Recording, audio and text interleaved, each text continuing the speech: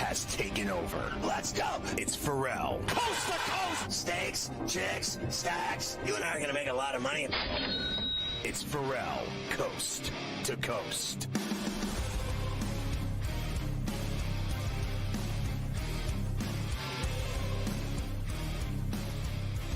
And we are back, hour number 3, Ferrall Coast to Coast here on SportsGrid and SportsGrid Radio. Great to have everybody with us here today on a Tuesday. Carver High here with you. Of course, Scotty Scheffler, big win across the pond, second major of the year, fourth major overall. Everything running good for Scotty this past weekend in Northern Ireland. And our man Smiley Kaufman was there as well. Of course, you can check out the Smiley Show right here on SportsGrid multiple times per week. Feeling a little jet lagged, but he's ready to rock with us as always. Smiley, it's great to see you as always, my man. Yeah, what's up, Mike? Yep, I got home about this time yesterday, so I was woke up at about 4:30, refreshed, ready to go. But as soon as around 2-3 o'clock hit today, I was definitely a little on the jet lag side, but we're powering through, all good. Powering through and you're ready to rock. All right, let's start with Scotty, because look, we know at this point, the guy's a machine. He's been a machine for the last few years. But geez, Smiley, if there's not going to be any rain and wind on Saturday and Sunday, that's just going to set him up even more to be able to do. I thought he played well in the bad conditions on Thursday and Friday, yeah, but then you give him a really fresh course with no wind and no rain, and he's just going to go to town. Man, it was an incredible week. Port Rush was incredible. That golf course was fantastic. Yeah, we didn't get the weather that we hoped we would get on the weekend. For me personally, as somebody who was walking the golf course, I didn't mind it. I hate just getting absolutely dumped on out when you're covering golf. So for me, I didn't mind it, but I imagine the viewer, when they turned on the TV, was hoping for more of an Armageddon type of situation. But Scotty Scheffler, like you said, he managed the conditions that were a little tougher on Thursday. And I still think about a shot that he hit on Thursday that I had a chance to call, which was on the 16th hole, Calamity Corner, one of the most iconic holes in the world, and especially was the highlight of this event, going over to that 16th. And it's like a 220-yard hole for the most part. Played anywhere between 210 to 240. And on Thursday, Scotty got up there to a front right hole location to hit this 4-iron to 3 feet. And I'm like, how many people can do that? And not only did he do it Thursday, but he did it Friday, then he did it Saturday, and he was very close to almost doing it Sunday, playing that hole in 8 shots. Played it in 9. He really needs to get better at golf. I actually said, I guess it was Friday we had Stewie on, and Keith Stewart was with us, and I actually said to him, of all the rounds of golf we've watched Scotty play over the last couple years and just dominating rounds of golf, I really did think that his round on Thursday, and he didn't even have the lead, but I thought that was one of the best rounds of golf I had ever seen Scotty play in my life. And like you said, you had the front row seat for it. I think you did have one wardrobe change on Thursday, right, Smiley? They did get you once. You had to get changed.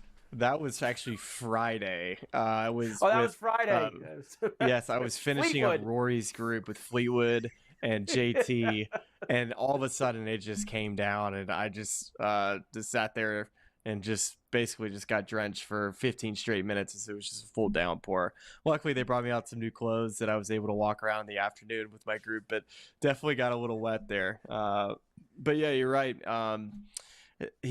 People also didn't really probably see this unless they were watching like World Feed or something. But Scotty made about a 10 to 12 footer on the 14th hole on Thursday that he gave a little fist pump for par, and then it goes and birdies 16 and 17. It's just what champions do. They find a way on hard, difficult days. It was raining, it was windy, and he shoots 3 under par, and he's in the top 5 of the leaderboard.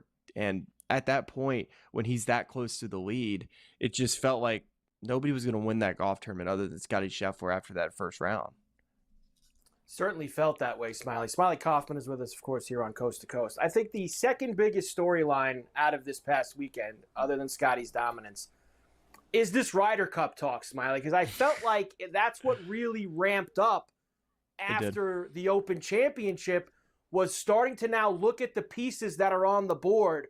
who's going to be there for the United States and for Keegan Bradley when we get to Bethpage in now 2 months flat. We're going to be getting there. Bryson is in. We've pretty much, no matter what happens with the points, it sounds like Keegan has already told Brian and told everyone that Bryson's going to be on the team. But Smiley, you have some mainstays that have not played very good golf over the last couple months, whether it's Colin Morikawa, Patrick Cantlay, et cetera, and then you have some guys rising, got her up and get him down, and a few others who are playing incredible golf. This is going to be very interesting, Smiley, for the United States side here over the next few weeks. It sure is, and I think the biggest piece of information that kind of came out from the Open Championship was the press conference that Keegan Bradley had, just talking about the agreement that Luke Donald had with vice captain potentially being taking on the captain role if Keegan were to play. So just even more talks of confirmation that it's a realistic possibility that Keegan is potentially going to play this Ryder Cup. I'll tell you kind of how the schedule goes. So the picks are going to be made after the Tour Championship, but after the BMW, which is the week before the Tour Championship, there's going to be 6 automatic qualifiers. And at that point, Keegan Bradley will meet with 6 of the qualifiers, the automatic qualifiers in Atlanta.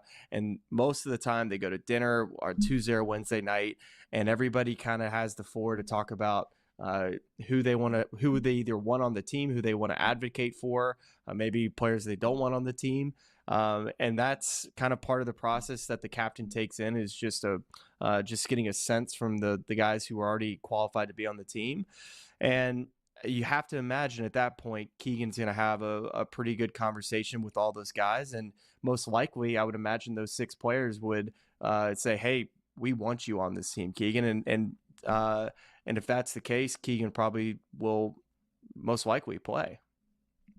Yeah, if you start kind of picking up the breadcrumbs here, Smiley, like it really feels like, I know they can't say it yet, but kind of feels like he's going to be playing, like just from everything. Like, why would you go and say that this has already been talked about with Luke Donald, that he's going to let, whether it's Kiz or Woodland, one of these vice captains, be able to run around on the course and be the communicator with the players while he's playing?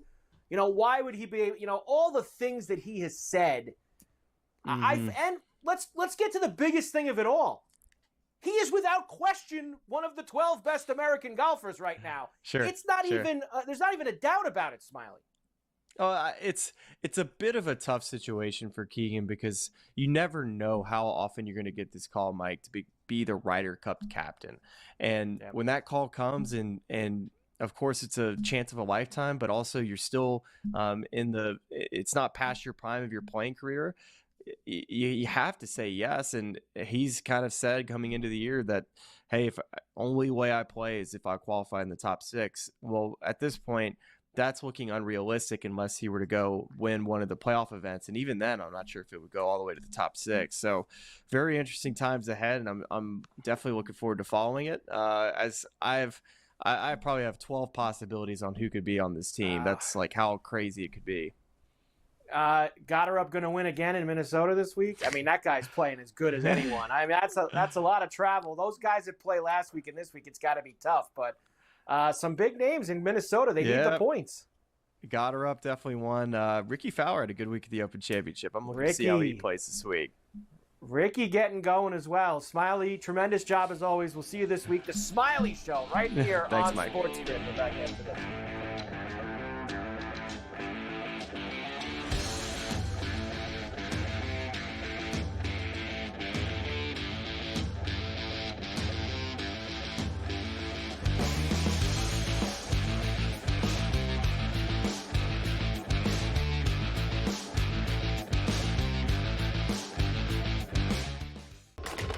Enter into the magical world of McLuck.com, where even the smallest of spins can win real cash prizes. Adventure into over 1,000 of the best Vegas-style slot games. So what are you waiting for? Unlock your free welcome offer today. Join the fun where winners play and players win. Coast.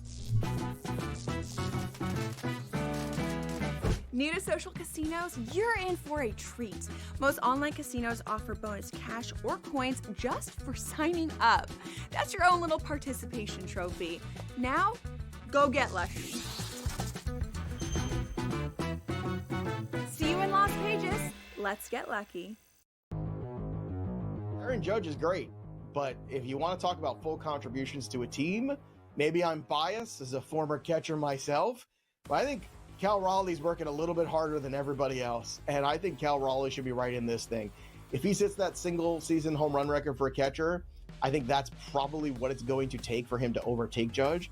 I don't think it's impossible for him to get there. I think it's unlikely. Fantasy Sports Today, only on SportsGrid.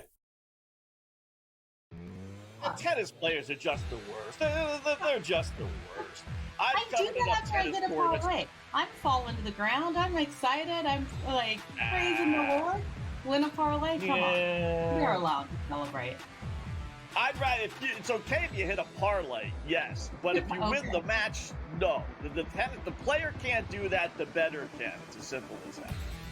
In-game live, only on SportsGrid.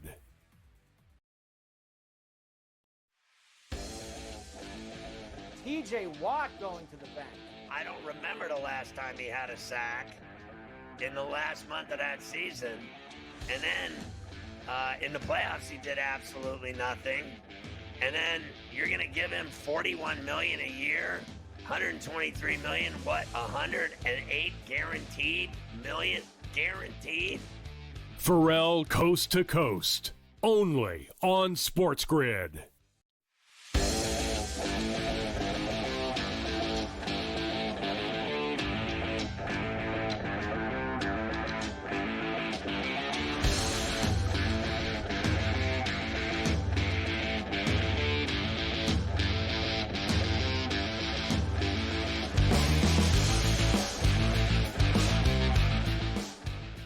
Well, more and more, we're going to be talking about Pain Day Skinny on C2C now that the camps are all open and rocking. That is precisely what we'll be doing. Is I believe today the number was that I saw 26 teams reported today. They're veterans, etc. So we'll probably hear from a lot of those tomorrow on C2C. But we will hear from a couple today as well. Why don't we start with the Bengals? Of course, Trey Hendrickson has wanted a new deal the entire offseason. He's been the guy on the Bengals. Last year, of course, it was Jamar and it was T. Higgins. This year, it is Trey Hendrickson. He will not be reporting today. He has already Instagrammed a photo of himself in Florida, so he is nowhere near the city of Cincinnati to start training camp. Let's hear from Bengals owner Mike Brown, who usually only talks to the media like once a year. It's here when training camp opens. And see what he has to say. Here he is, says he hopes that they'll find a deal with Hendrickson. It has been a long negotiation. Trey Henderson is a fine player. He's a good guy. We want him here. Dealing with him is sometimes not so easy. That's all right. He's got the right to argue his case. We'll try to make sense of it from our perspective. And we'll see. I'm not persuaded that it isn't going to get done. As far as I'm concerned, the sooner the better. Do you think Trey deserves a raise? We offered him one, but keep in mind, Trey signed for this season. But foolishly, maybe we offered him one, but a raise. But anyway, he deserves a raise. He did well, and he played effectively. He's important to us.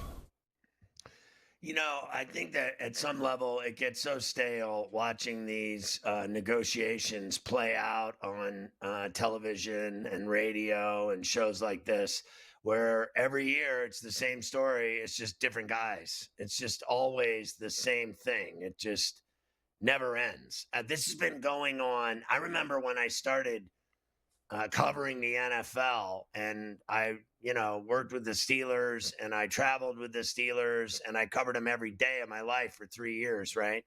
And every single player that, was drafted or that played for the Steelers, the whole time I was there, every single player had a negotiation problem.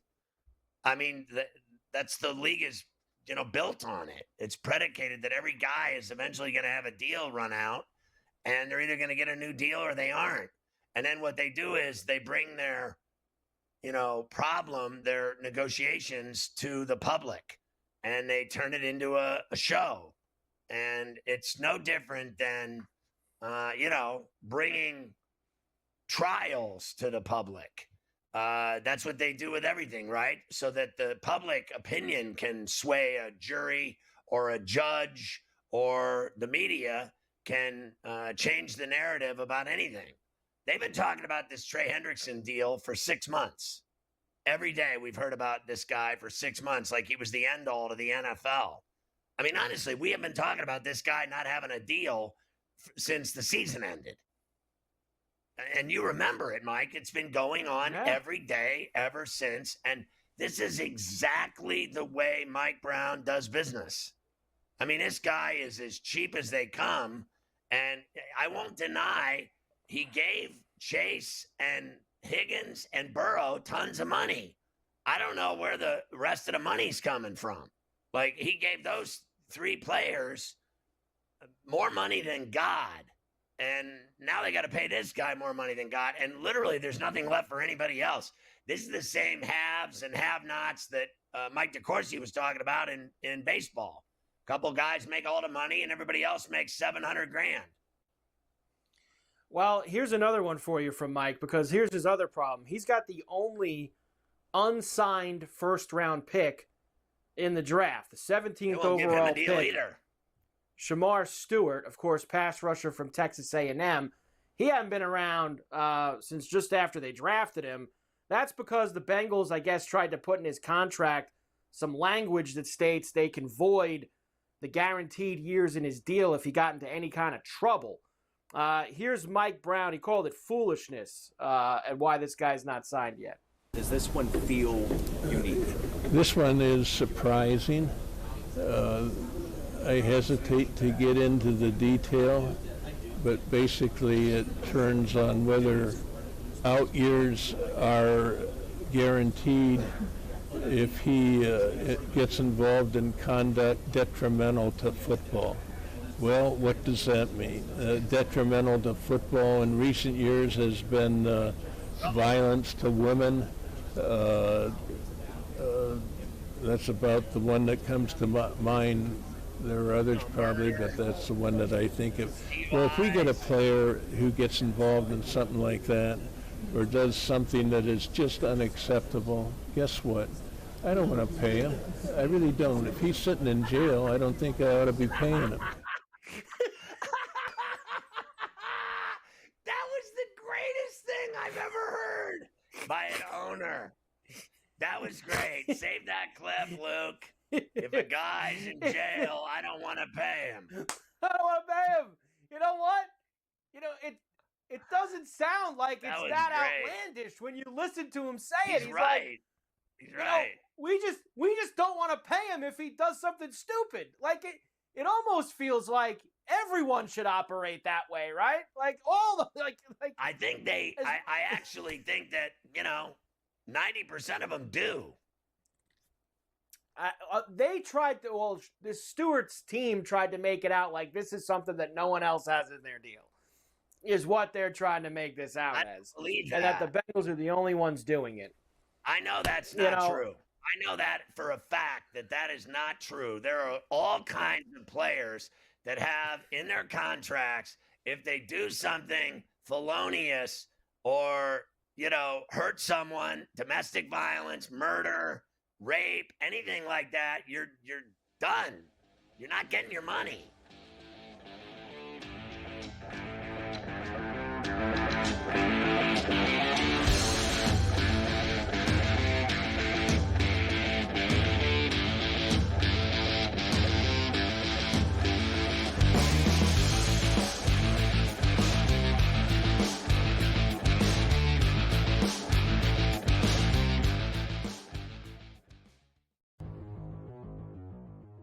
your approach with Marion Hampton is, if you're going to draft him aggressively and early, you better be patient, because it might take half a season before he really takes over this backfield, and it might never happen this year, depending on how Harris performs.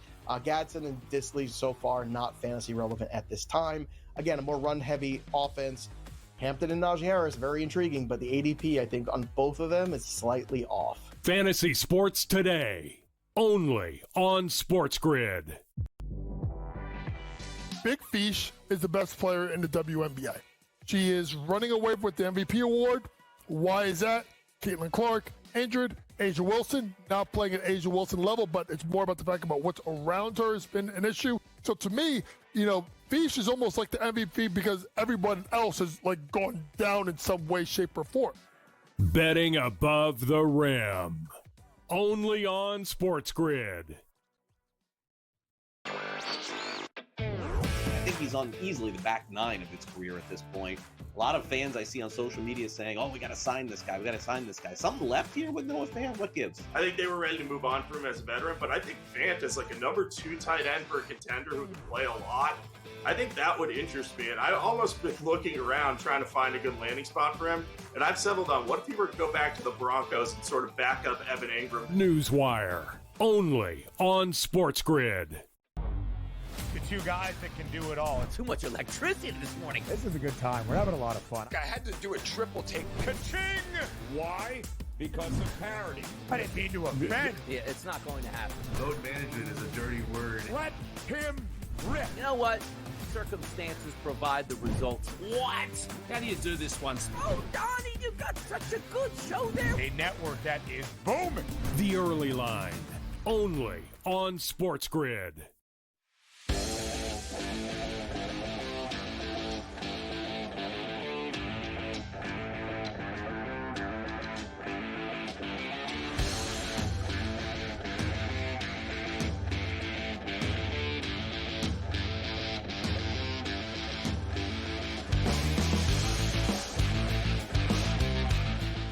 I mean, that made my day, that Mike Brown. What does that mean? Well, what that means is if he's in jail, I don't want to pay him. That was great. What a line that was. We got to get that video and play it more often.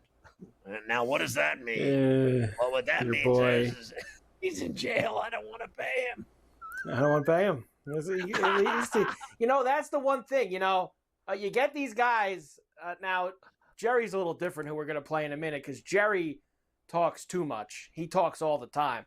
Then you get another billionaire like Mike Brown, who only talks once a year, and he's obviously up there in age. He doesn't say what he wants to say, and he just says it. I don't want to pay a guy if he gets thrown in the tin. That's it. I don't want to do it. I'm paying you to be on my football team. Don't get into trouble. You won't get paid. That's kind of how he's laying it out for them. So, I guarantee you. So he's worth, like you said, billionaire. He's worth billions. Yeah. That football team, and or does something that is just unacceptable. Guess what? I don't want to pay him. I really. I don't have to pay him.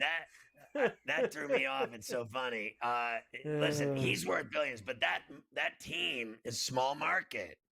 Like Cincinnati, Cleveland, Pittsburgh, Buffalo. These are not major markets. They're small markets. That's all there is to it. They're not worth as much as the Dallas Cowboys or, the New York Football Giants or Jets or the Rams or Chargers. That's inevitable. They're worth less money. I mean, there's only so much money that he's worth obviously a ton of money. Let's not kid ourselves. But the team is not worth that much. The Cowboys are worth $10 million. I guarantee you the Bengals aren't worth anywhere near $10 million. Like we talked about the other day, the Penguins are worth $1.6 billion. That's it. Small market, they're not worth the money. So at some level, this guy's worth a couple $1 billion. He's not giving away, $1 billion of it to players. That's why he's so feisty. He's always been a curmudgeon with his money. He doesn't make that much. He don't make that much, that's for sure. I'm gonna make Luke do some gymnastics here. Let's do Schottenheimer first, because the Jerry has to be together, and I'm gonna run out of time. So we'll do all the Jerry after the break. Here's Schottenheimer. Of course, the Cowboys all report to Oxnard, right, Sky? They all go out to California to Oxnard to start Beautiful their training camp. And they had them all on the dais yesterday. New coach Brian Schottenheimer, Jerry and Stephen Jones, everybody ready for a new year of Cowboy football. So a lot of talk. Did Schottenheimer, he deserve a head coaching job? He says, of course I did. What are you, stupid? Here's Brian. Number one, the support from both these guys has been amazing. We've had some incredible conversations going back through the interview process and then through free agency and the draft. And I will piggyback off what Jerry said. I mean, the give and take is outstanding. How does this player fit? What's the role? Those conversations happen 24/7, and that's been awesome.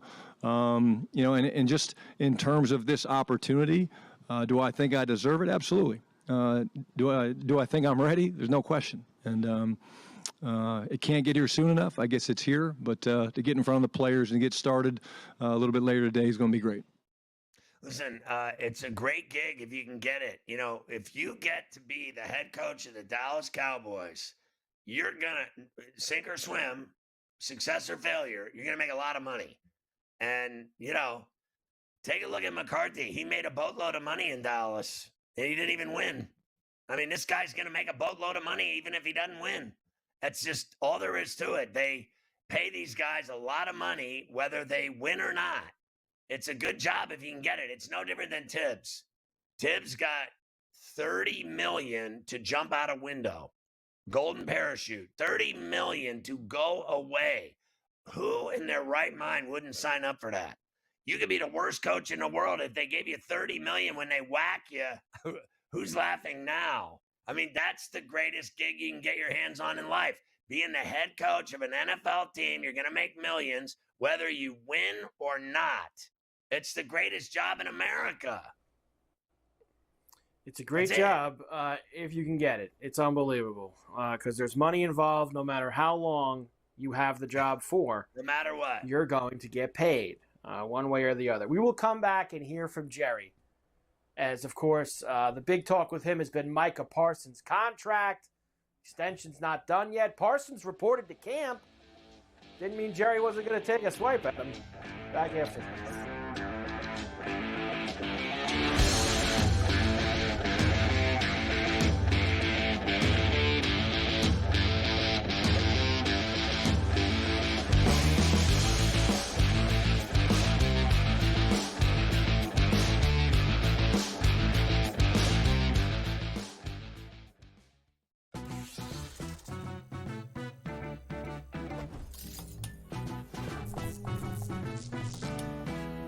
Hey sports fans, here's a tip to keep in mind the next time you make your betting picks. According to research, home field advantage is no joke, especially in those playoffs. In the NBA and the NFL postseason, the home team typically has a 64% shot at victory. Now, go get lucky. See you in Las Vegas. Let's get lucky. I don't have a gaming unit, but I might get one just because of that CFL game. And I'll play Babano online and kick his ass. He could be the Ticats. And I'll be the BC Lions. He could be the Ticats. Be the Red Blacks. Exactly. I'll be throwing bombs. I'll be throwing bombs. Sports Rage tonight, only on SportsGrid. Devin Booker, do you know, in those 2 years, actually makes more in his salary than the entire Miami Marlins payroll this year, which I think is at like $62 million. That's a 72.5. I'm just doing the math really quickly. So one guy is worth more than 25, but we know how bad the Miami Marlins is. But hey, I just talk hoops. Betting above the rim, only on SportsGrid.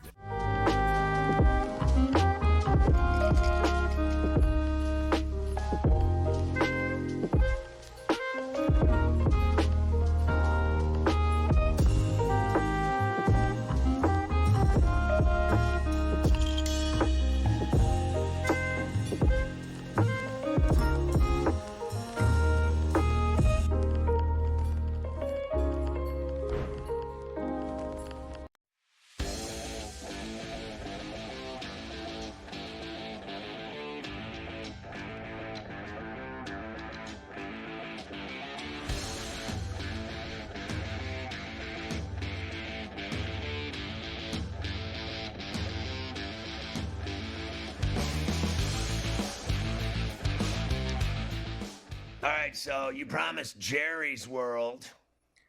Yeah, let's start with Jerry. Of course, the Micah Parsons contract stuff is a big topic there in Oxnard. Here's Jerry giving an update, I guess you could say, on where the contract talks are right now.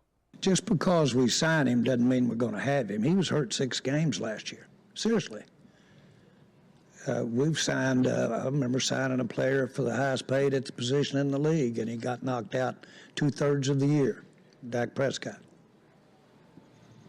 So there's a lot of things you can think about when you, just as the player does, when you're thinking about committing and guaranteeing money.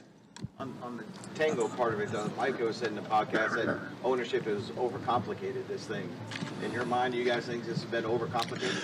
Of all of the people that I've sat down with as a player, of all the players that I've ever negotiated with, Michael Parsons is as savvy and knowledgeable and understanding of his financial business relative to football as any player I've ever been around. Who? John. Now, he's smart. Yeah. He called him Michael Parson. Michael Parson. He called him Michael Parson. I mean, Jerry, enough. He's got to stop doing these press conferences. He really has to stop. You know, I think when everyone tells him to stop being the GM and making all these, media sessions and after games and all these interviews he does and everything else, everyone keeps telling him not to do it. He does it even more. You know, the more they tell him to stop, the more he does it. Well, let's see if you can decipher this one.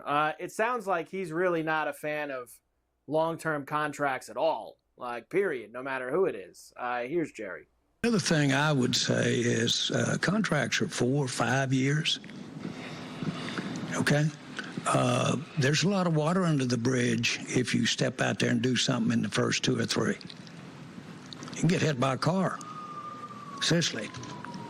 And so there's a lot to look at over a lot of years that could make a big difference. Have you ever heard of any clubs committing to players and then they didn't pan out after they committed to them?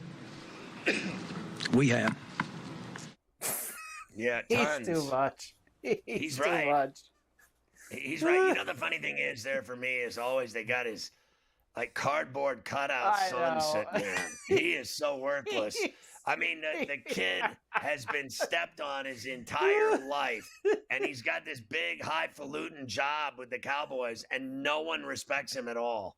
Like, they don't, do they? Like, nationally, maybe in Dallas, they like Steven, but everywhere else, we, think he's a joke, right? Like, I do. Like, you see him sitting there, I'm like, what a tool he is. That guy just sits there and does nothing, ever. He's got no juice. He can't wait for that old man to die. I'm telling you. I guarantee it. He made it a point at that press conference yesterday to say, though, he stopped Jerry at one point to say that he's the one that talks to all the agents. That Jerry, because Jerry was going on this rambling rant about how he doesn't talk to agents. So obviously the 50 reporters in the room are going, well, who talks to the agents then? So Steven had to explain that he does all the agent talking to of the Cowboy brass. He's the guy that and I think they think he's a tool too. It's probably the case. Should be another fun year in Cowboy land, especially with Shoddy as the head coach. Should be a lot of fun. I can't wait. The Lions, of course. You know how long it's been since they've won? The Cowboys? It's been 30 years. It's 30 years. So I don't want to hear it. They are the most. They're used toilet paper. I mean, we hear about them. Honestly, it's the same thing. They do this with the Raiders too. They always try to stuff the Raiders down our throat. Just shut up. It's so funny to me how they talk about them. And then here in New York, I hear about the Giants and Jets like they're going to win the Super Bowl every year. I mean, it's every year. This is all I hear about. And, I mean, it's enough to drive you nuts. I mean, the Cowboys have screwed up so badly for the last 30 years, it's not even funny. The Jets and Giants over the last 10 years, they've barely each season been able to combine for enough wins to make the playoffs. Combined. They'd have a problem trying to do that. Let's hear from Dan Campbell, the start of a new year of Detroit Lion football. Of course, they were the 1 seed in the NFC last year and promptly lost at home to Washington. They lost both of their coordinators. But Dan Campbell, you know him, Scotty. He's ready to go. Unfinished business this year. Well, look, this is one of the things I talked about in the meeting the other day, and it's just, I think if we keep that type of mindset, man, we're after it. It's another year, and we're out to finish what we started. We're going to close out some of these debts. That's got to be the attitude. That's the mindset across the board. Every day in practice, no matter who we play, no matter what people think, man, we're going. And I just think it's a mindset. That's all. Okay, well, what it really is it's an F up. They F it up every year. Okay, so we've seen them with all the glory and prognosticators. Everybody's got the Lions, right? Like the last 2 years winning the Super Bowl. How'd that go? They can't even get in the game. Okay? So enough already about this guy being a genius. And I'll tell you what, without Aaron Glenn and without this guy Johnson, is that his name? I think that you're going to find out, like, they give this guy all this credit. He's this genius coach. I think what he had was really good coaches on his staff that made him look good, and then they still didn't get it done. Now he doesn't have those guys there. Good luck. God bless and good luck. They might not have played in the Super Bowl last year, but this year, the Lions will play, and I know it's your favorite game on the calendar every year, the Hall of Fame game to start the season off. The annual kickoff at camp. What could be worse than that game? The Lions and the Chargers. The Tour de France is better. Next week, early number for you here. Lions -1.5 with the total 32.5. Lions and Chargers in Canton. Get excited. It's almost here. Anything with Jim Harbaugh involved, I'm interested in. So it just piqued my interest that I saw the Charger helmet. I don't care about the Lions. Because Jim could just, he'll like put the helmet on out on the sideline. He'll just do something completely silly at some point throughout the weekend. James Cook reports to Bills camp, but could be a hold in, as in he's going to show up at camp, but he's not going to do anything because he doesn't want to be fined. So he is going to be there. Washington expected Terry McLaurin to show up today. They're still working on a new deal. I have an update to that story. He didn't show up. There's no Terry McLaurin in Washington today for the start of their training camp. McLaurin and Hendrickson or whatever are the two biggest, longest ongoing sagas of no sign deal that we've seen since last season. These two guys have been they're the front runners for the most boring story that never amounts to anything. Like all we ever hear about is some nonsense about these two not, working and not having a deal. I don't care anymore about Trey or about this guy, Terry, because they never get a deal done. Call me when they get their money and they play again. And remember this, he is there, like Daniels and that guy are the two best players on the whole effing team. So go ahead and don't pay him. I actually think, believe it or not, this sounds crazy, but the Bengals defense sucks with Trey. They're terrible with him. They are. That's a fact. I don't want to hear it. They don't do anything ever with him. They went to the Super Bowl a few years ago. They've been terrible ever since, even with Joey Silk. And so buyer beware. They're paying him all this money. The other guy, to me, I think Terry McLaurin is way more valuable in my view than the edge rusher because they don't do anything with him. But Terry McLaurin scores touchdowns left and right, so he's their best player. And Daniels wants to throw to him and nobody else.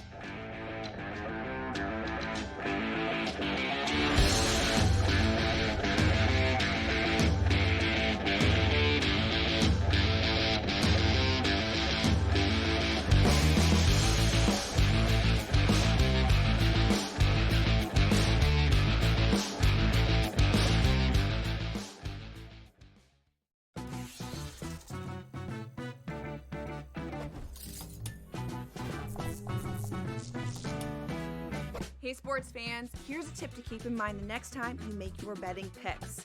According to research, home field advantage is no joke, especially in those playoffs. In the NBA and the NFL postseason, the home team typically has a 64% shot at victory. Now, go get lucky.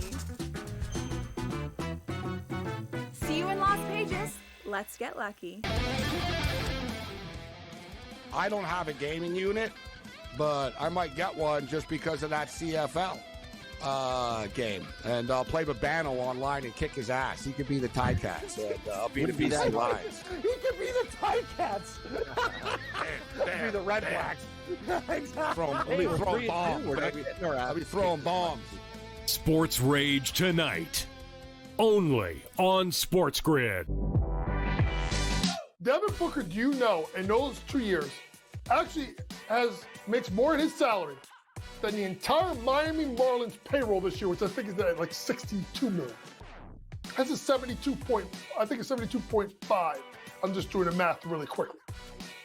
So one guy's worth more than 25, but we know how bad the Miami Marlins is. But hey, I just talk hoops. Betting above the rim, only on SportsGrid.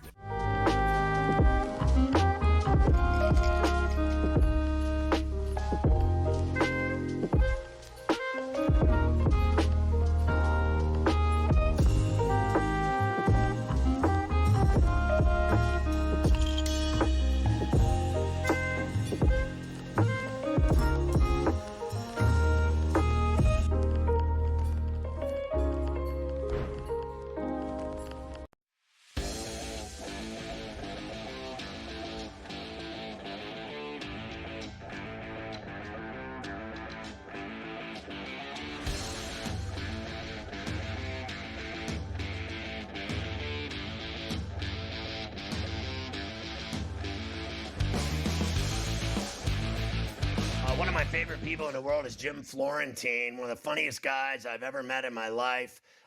You can follow this guy, his comedy tour stuff all over the country. He's everywhere. He's insane. He's also on SiriusXM. He does the Jim Florentine show. The last show he did on there was so funny that they made him change the name of it so they wouldn't get sued. And then he just went to... He's also on my app. He does all of his comedy specials on my app. Just search Ferrall. You can see him. They're phenomenal. He does everything. Crank Yankers, old stuff. He does special ed stuff that's just so raw. It'll make you spit your dinner out. You got to check it out.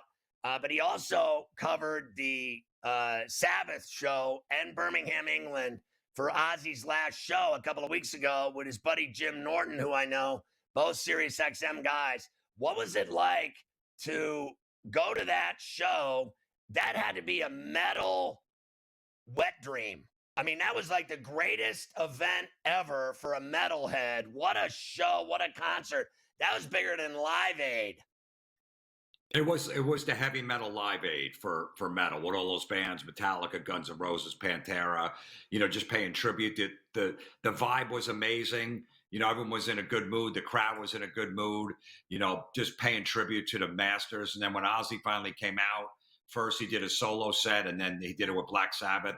Everybody was crying, especially during Mama, I'm Coming Home. And just that he was up there, he wasn't lip syncing. There wasn't any backing tracks. That's a guy that hasn't done a show in 7 years, did 9 songs that night and sounded amazing. It was incredible. What was so you did, that metal show. People remember you from that, but your show on SiriusXM with all the metal that you play, the old school stuff that you play is iconic. You have a brilliant rock and roll mind, and your taste in music is, I think, the best.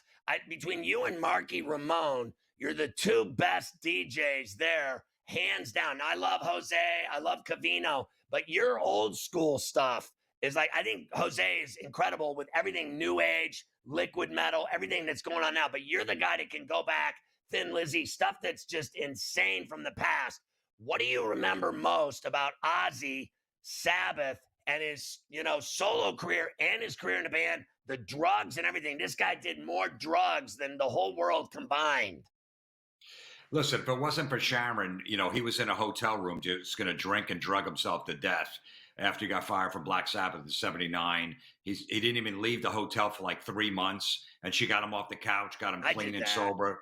Got him Randy Rhoads in the band, and they put out the Blizzard of Oz, and then Diary of a Madman right after that resurrected the guy's career. And the Ozzy solo stuff was probably a bigger career, than the Sabbath stuff, which is crazy because the Sabbath stuff was legendary. So the history and the music that he put out with all the Black Sabbath records, then his solo stuff, the Bark of the Moon after that with Jakey Lee, then Zakk Wylde comes in the band, No More Tears. Just an amazing career. Who are your favorite guitarists that he played with? You mentioned Zach, and we talked about the Night Ranger dude and the guys in Sabbath. Now they're really finished because he's gone. There's nothing left. They're all gone. Rhodes, everybody. Who are your favorite guitarists that he played with? Because he always had killer guys that could shred. Well, Tony Iommi, obviously, in Black Sabbath. Randy Rhoads. Too bad he only played on 2 records before he passed away. Jakey Lee played on 2 records. He was amazing. And then Zakk Wylde's pretty much been his guitar player since. They had another guy, Gus G. But those guys, he always found a great guitar player. Like, that was his thing. Make sure if some guy was out of the band, let's bring in the next guy. Yeah, Brad Gillis filled in for a little while, after Randy passed away. But I would say Randy and Tony Iommi are my 2 favorites. All right, so the Giants, you're a huge fan. They've been looking great lately. They've lost 6 in a row. Devers is hitting 208. They're 11-17 with Devers. Craig Mish came on my show. He does Newswire. He's on the Marlins pregame show, and he said that he will never hit in that ballpark, and he was right. That guy has been an absolute nightmare for the Giants. He's never had a hit. He's hit 2 home runs. He's playing first base tonight against the Braves in Atlanta with a frying pan. We have witnesses that he's playing with a frying pan at first. It's unbelievable. They between Chapman, you got Willie Adames, Devers, Jung-Ho Lee. They can't score runs. I've never seen an offense like this. I think their batting average for a team is like 224. It's embarrassing. They've lost 1-0 5 different times. They get 3 hits a night, 3-4 hits a night. And yeah, Devers so far, look, that's a stadium that messes with you because there's no short right field porch like there is in Fenway or the Fenway Wall. That's a pitcher's ballpark. So no, he's been really bad so far. I was excited when we got him. I'm like, this is amazing. But yeah, this team is really, really frustrating. Do you think Kate Upton should sleep with me, even though she's had her second kid with Verlander? Verlander's 0-9. I know. But what do you do with them? You can't take him out of the rotation because you're not going to send him down to the minors. Obviously, he's a veteran. So you either got to just release him or trade him. But who's going to take him at 0-9 with a 5 ERA? It's amazing that the guy, he came there to Giants just to win a few more games to make sure he gets in the Hall of Fame. He hasn't won 1, and we're at the end of July.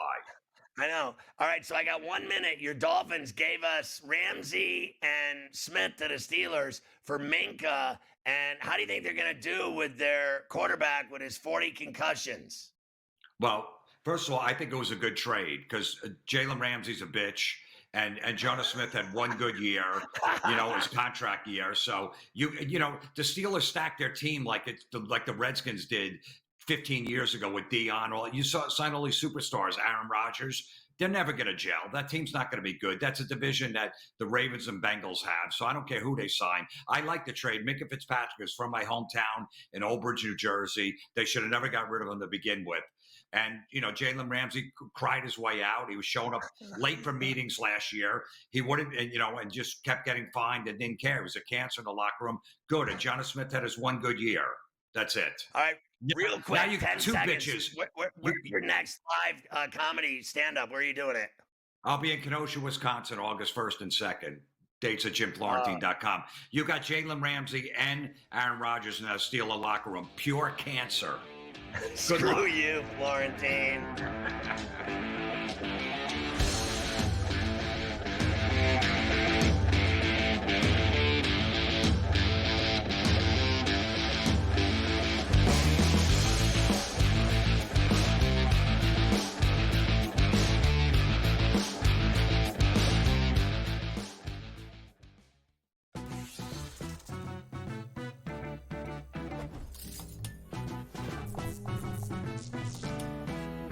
Hey sports fans, here's a tip to keep in mind the next time you make your betting picks. According to research, home field advantage is no joke, especially in those playoffs. In the NBA and the NFL postseason, the home team typically has a 64% shot at victory. Now, go get lucky. See you in Las Vegas. Let's get lucky. I don't have a gaming unit, but I might get one just because of that CFL game. And I'll play Babano online and kick his ass. He could be the Ticats. And I'll be the BC Lions. He could be the Ticats. Be the Red Blacks. Exactly. I'll be throwing bombs. I'll be throwing bombs. Sports Rage tonight, only on SportsGrid. Devin Booker, do you know, in those 2 years, actually makes more in his salary than the entire Miami Marlins payroll this year, which I think is at like $62 million. That's a 72.5. I'm just doing the math really quickly. So one guy's worth more than 25, but we know how bad the Miami Marlins is. But hey, I just talk hoops. Betting above the rim, only on SportsGrid.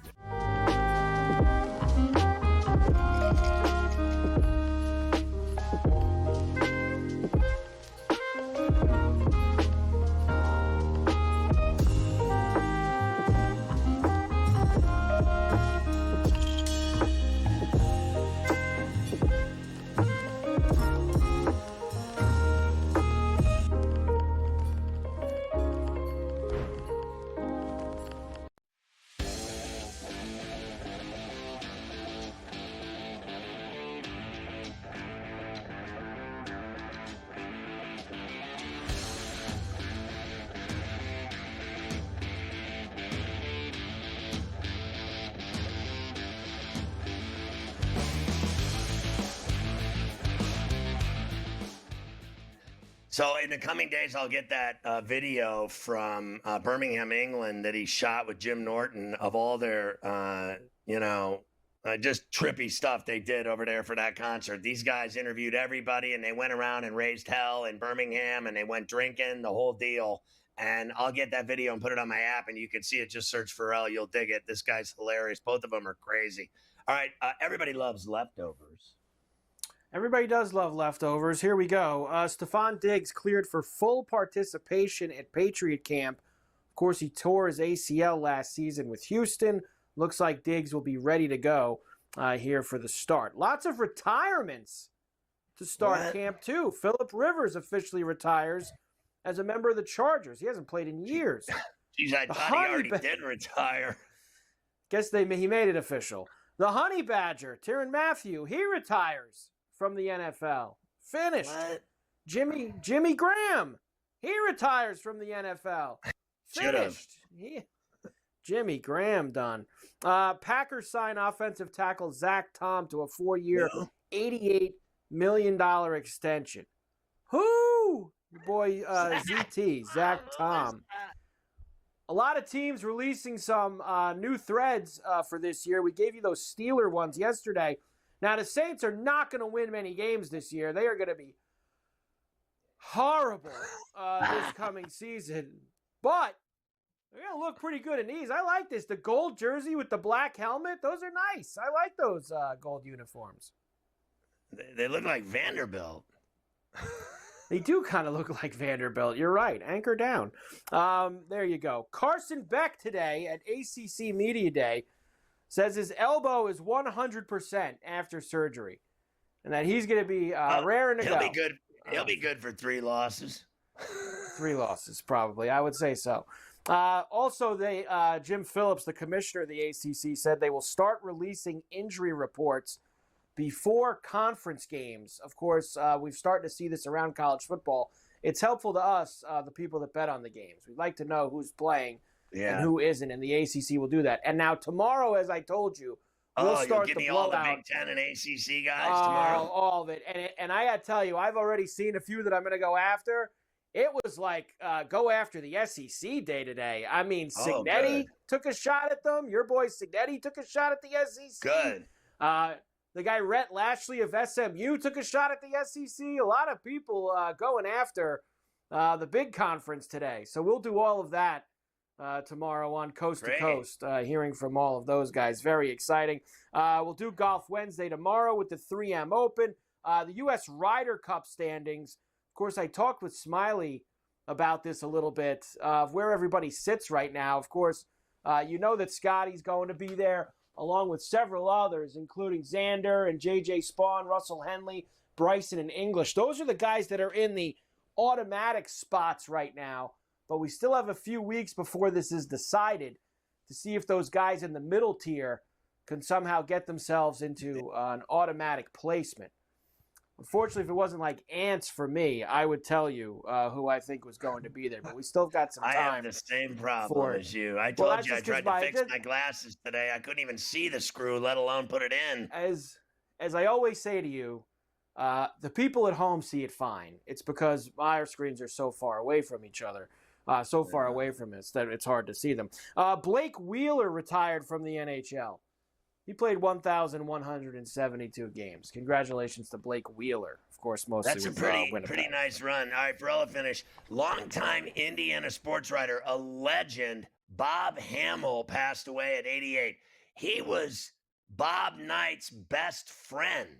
If you can believe that his best friend in life was a writer, a sports writer.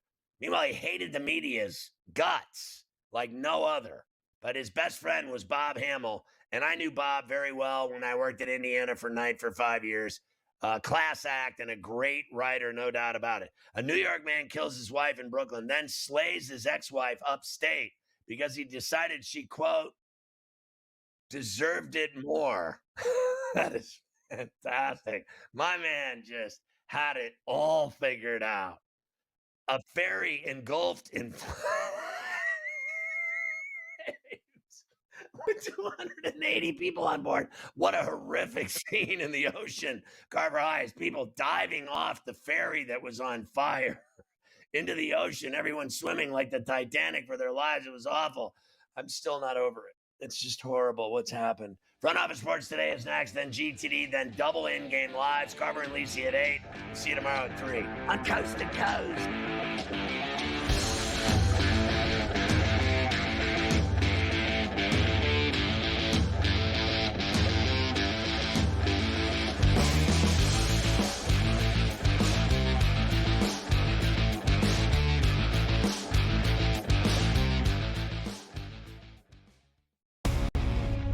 Is interesting. Minus 116s, minus 120s in the marketplace. We're seeing now minus 140s across the board and 6.5s on the total. He's not a big strikeout pitcher. His metrics look terrible, but he somehow seemingly get 5 innings, 6 innings, only 1 earned run. It's because he's a super ground ball pitcher, induces that soft and medium contact. He can essentially sap the power away from the Dodgers. Pro Baseball Today, only on SportsGrid. What do you make of the season that Barkley had last year as he piled on the yards to get over 2,000, and what could that look like this year? His year could have been much better with different circumstances here. So he was great. I assume he'll be great again. You want to take Jahmyr Gibbs? I don't have an issue with it, but, Barkley, you're going to lose the tush push. Fantasy Sports Today, only on SportsGrid. How are you going to compete against a guy with 15 entries? A lot of the guys that won Survivor at the Circa, because since I'm there every single year for contest weekend, one guy won it all with 1 entry. And the truth is, he told me that he maxed out his entries the next year because he had the money to do it, and it was a brain. It messed with his brain, right? Sports Rage tonight, only on SportsGrid. Big Fish is the best player in the WNBA. She is running away with the MVP award. Why is that? Caitlin Clark injured. Asia Wilson not playing at Asia Wilson level, but it's more about the fact about what's around her has been an issue. So to me, Fish is almost like the MVP because everyone else has gone down in some way, shape, or form. Betting above the rim, only on SportsGrid.